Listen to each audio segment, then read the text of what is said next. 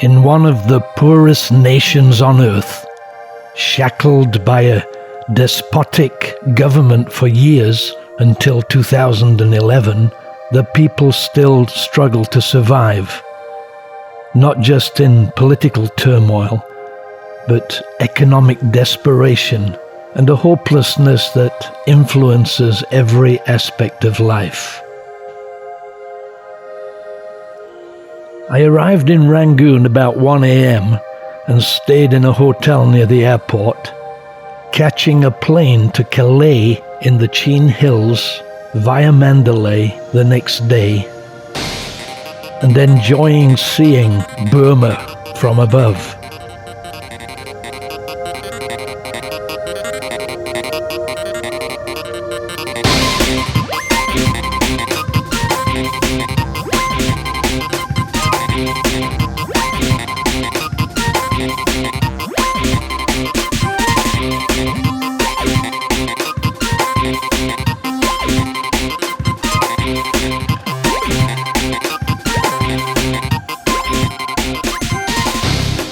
I booked in at the Chin Tong Tan Hotel, apparently the best in town, though I have my doubts. Hot water, Wi-Fi, breakfast included, at the extortionate rate for Calais of $25 a night. The hot water only worked on the last night, the Wi-Fi only worked on the first night. After a night in the comparative luxury of Calais, we set out the next morning at 7 a.m. for Phalam and Hakka in the Chin Hills.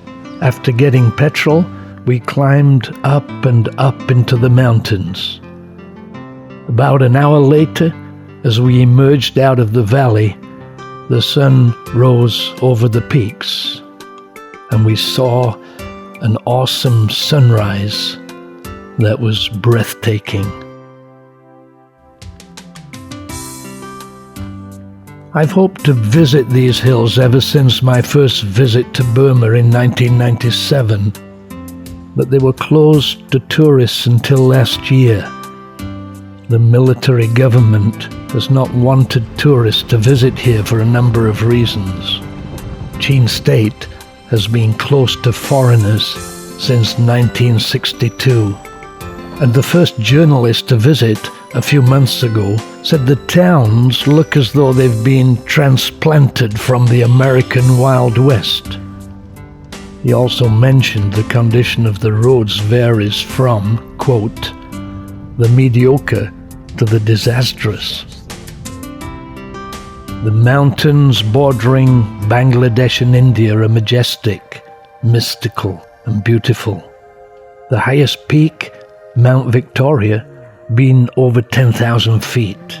Yeah, we're on top of the world and heading up to Phalam, and so impressive, it's so impressive.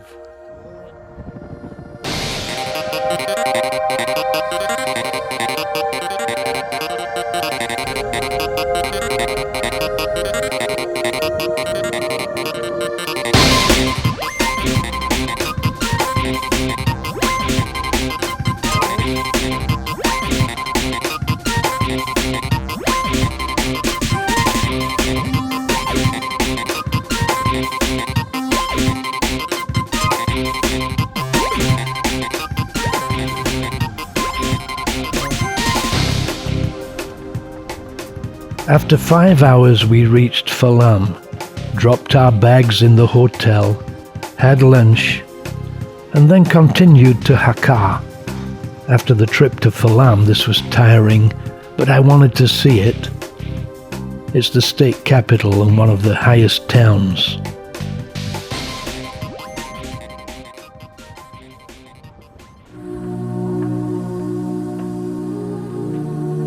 It's set on the side of a mountain. It still is quite primitive in some respects, being so remote and inaccessible. The population of 50,000, believe it or not, are almost all Christians. There are many churches. the animist tribes embraced Christianity over 100 years ago. After a walk around, we returned to Phalam.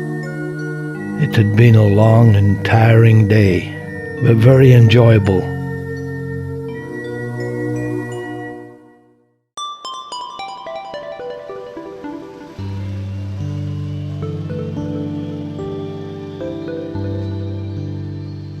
The next day I explored Phalam.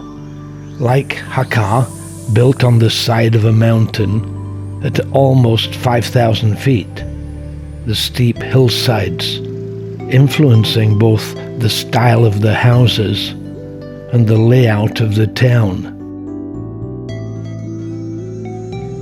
It was founded by the British in 1892 and was the administrative capital for many years. Some rather dilapidated colonial buildings from the British era can still be seen. This was the district office. Certainly an abundance of churches here.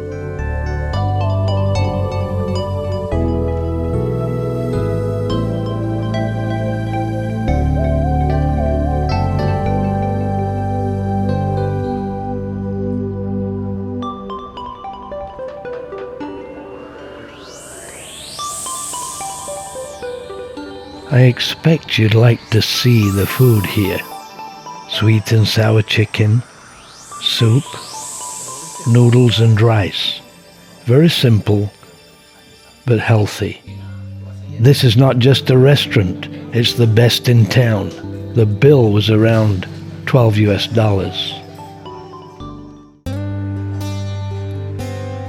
Breakfast next morning. Though the sunshine is only temporary. The restaurant is on the main road beneath our guest house. On the menu, fried rice and egg.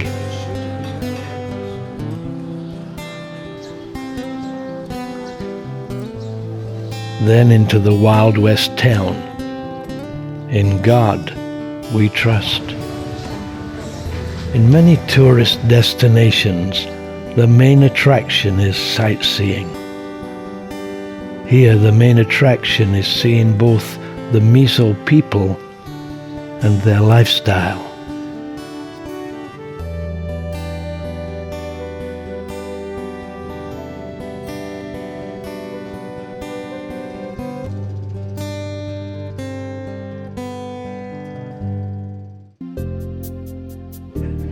We then went up to the top of the hill to a cafe overlooking the hills, but unfortunately the clouds descended on us.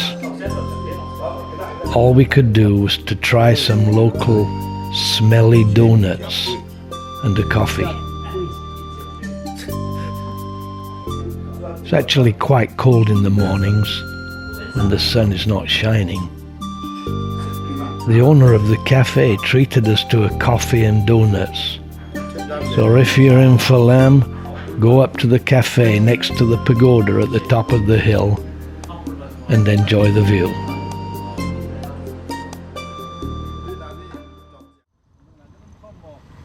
I was with a friend I'd met in Hong Kong, and the next day he took me to visit relatives there in their home. Some other friends joined us, and as the rain fell outside, I was able to warm my feet on hot coals. It even snows here at this time of the year. I enjoyed a cup of Chin tea and a biscuit with them, and was able to get some insights into everyday Chin life.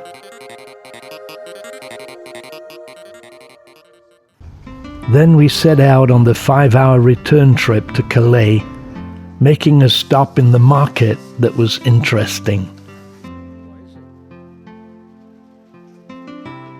What do you notice?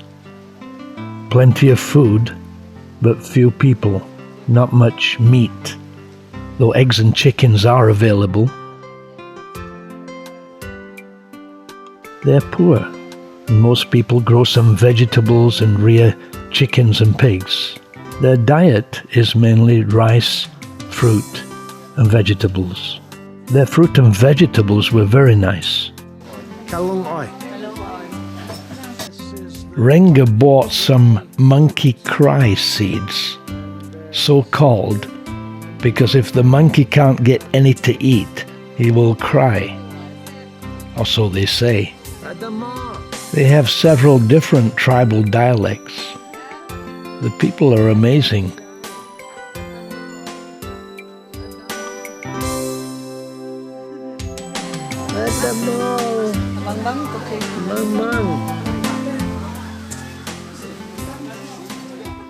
Then back to Calais. We first got petrol, Chin style, and then a unique ceremony. All the cars stop and pray. Having experienced this road, I understand why. My friend, Renga, and his wife had a horrific accident on this very road 15 years ago. His wife was killed and he had a severe leg injury. Then about 2 hours into the trip, disaster struck. The car lurched to a halt and all the electrics went dead. The driver coasted to a halt by the side of the road. What now? The road was so remote that it was an hour before the first car passed, and the driver shrugged his shoulders and drove on. 2 cars later, as the rain continued to fall, another car stopped and the driver offered to give us a lift into Calais. We gratefully accepted, and as we drove back, the rain stopped and the clouds descended into the valleys below, creating amazing cloud rivers as the sun shone again and the skies above turned blue. When the cloud comes down into the valleys, these hills are just spectacular. The driver told us, this happens sometimes after the rain. It's the most beautiful time. About 10 hours later, we reached Calais. And I must say, it was certainly a different experience.